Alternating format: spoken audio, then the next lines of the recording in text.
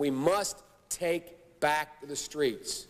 It doesn't matter whether or not the person that is accosting your son or daughter or my son or daughter, my wife, your husband, my mother, your parents. It doesn't matter whether or not they were deprived as a youth. It doesn't matter or not whether or not they had no background that enabled them to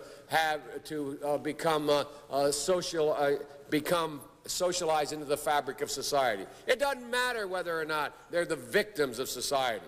The end result is they're about to knock my mother on the head with a lead pipe, shoot my sister, beat up my wife, take on my sons. So I don't want to ask what made them do this. They must be taken off the street. That's number one. There's a consensus on that.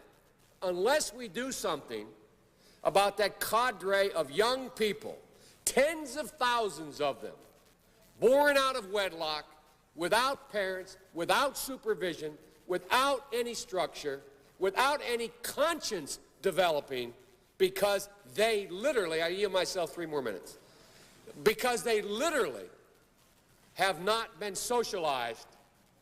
They literally have not had an opportunity. We should focus on them now.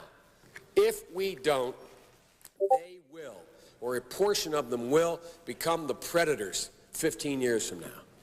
And Madam President, we have predators on our streets that society has, in fact, in part because of its neglect, created. Again, it does not mean because we created them that we somehow forgive them or do not take them out of society to protect my family and yours from them. They are beyond the pale, many of those people. Beyond the pale. And it's a sad commentary on society. We have no choice but to take them out of society. And the truth is, we don't very well know how to rehabilitate them at that point. That's the sad truth. I'm the guy that said, rehabilitation, when it occurs, we don't understand it and notice it. And even when we notice it and we know it occurs, we don't know why.